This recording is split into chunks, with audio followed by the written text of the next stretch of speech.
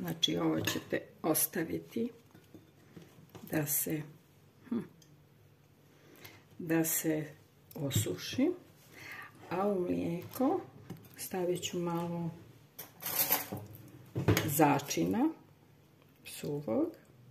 Ja koristim taj light začin koji ima kalijumovu soju, nema natrijum, znači ne podiže pritisak, a nema ni veštačke boje, ni konzervansa. Znači, poređat ću kriščice, nekako da se slože.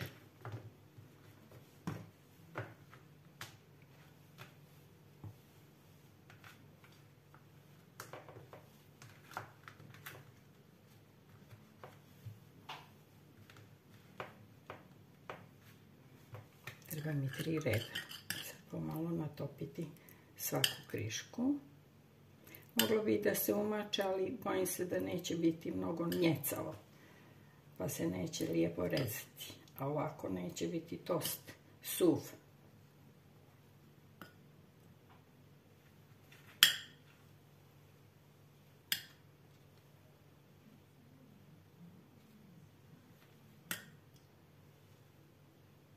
Ovo možete da pravite kad god imate neku zgodu, za praznike, za rođendane, za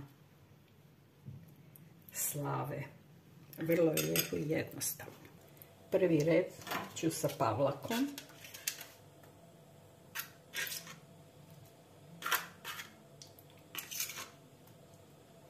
I na taj sloj sa pavlakom ću da stavim rendanu šunku.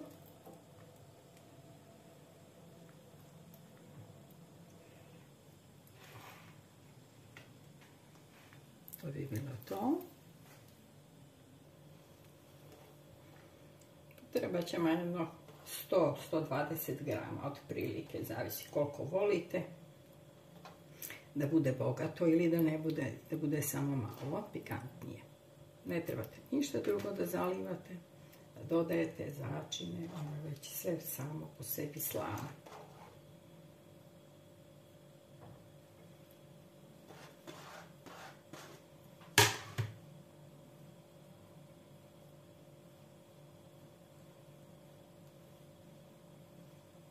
Rasporedite fino.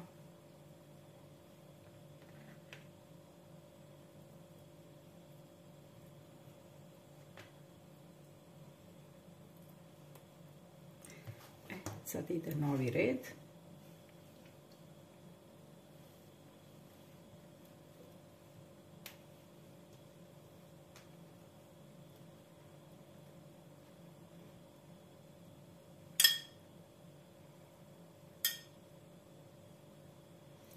Dobro bi bilo da prenoći i da se svi ti ukusi prožmu i da bude ukusnije, ali nije obavezno. Važno je da odstoji nekoliko sati u frižideru i možete odmah da spremate i da konzumirate.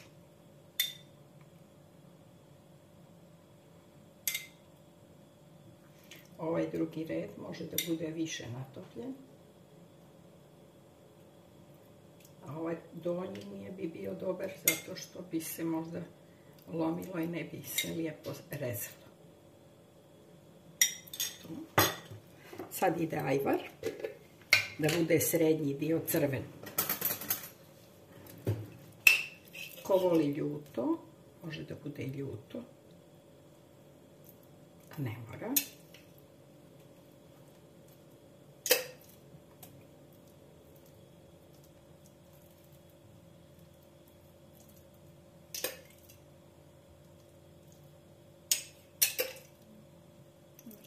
Potrebno vam je 5 do 6 kašika ajvara. Koji vi volite. Da li će to biti pinđur ili samo od paprike. Mi volimo samo od paprike. To nam je pravi ajvar. On će dati zaista poseban šmek. Na ovo ću da ide rendani sir. Uzmete neki meki sir koji može lijepo da se reže.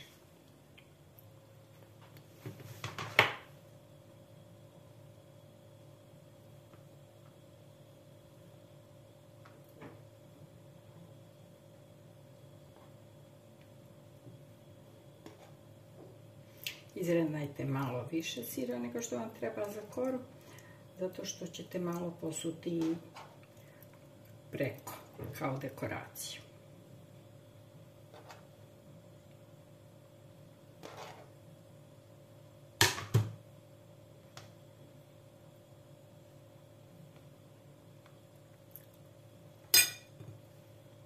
To je bilo to.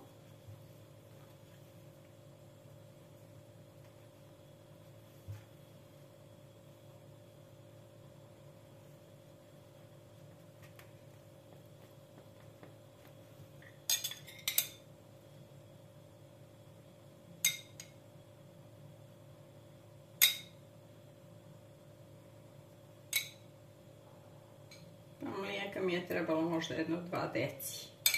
Sve zavisi, nije to. Zavisi koliko ćete da pravite. Da li će to da bude veća, manja torta. Ako ćete veću, onda vam treba 2 pakovanja tosta. Od ovog pakovanja mi je ostalo 6 komada. Nije 6, nego 4. Znači mogla sam da dodam još.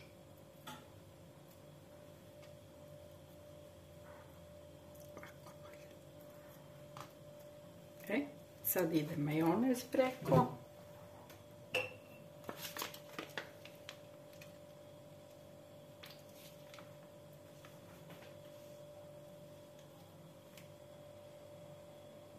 Ja sam koristila ovaj light majonez sa manje masnoće.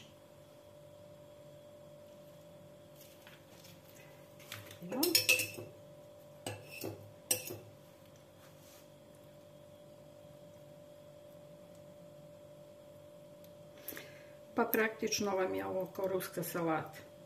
Francuska ću reći. Možete da stavite kombinacije koje hoćete. Ne mora da znači da morate ovako. Ono što volite vi stavite.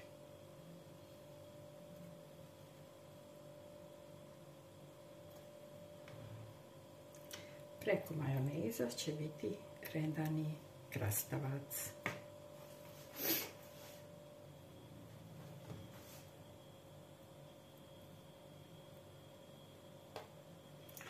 Evo rendani kiseli krastavac. Treba vam možda 5-6 komada, zavisi kolika je veličina, ne treba ni da bude previše.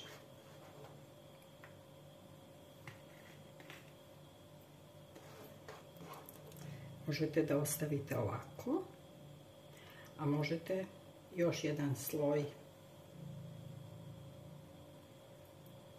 tosta. Ja ću ipak dodati još jedan sloj tosta.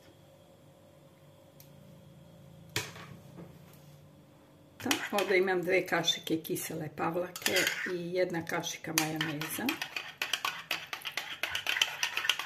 Malo izmiješate i s tim ćete preliti.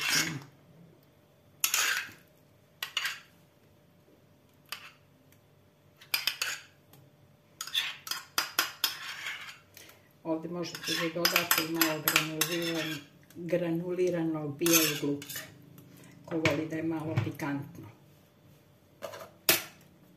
Hop.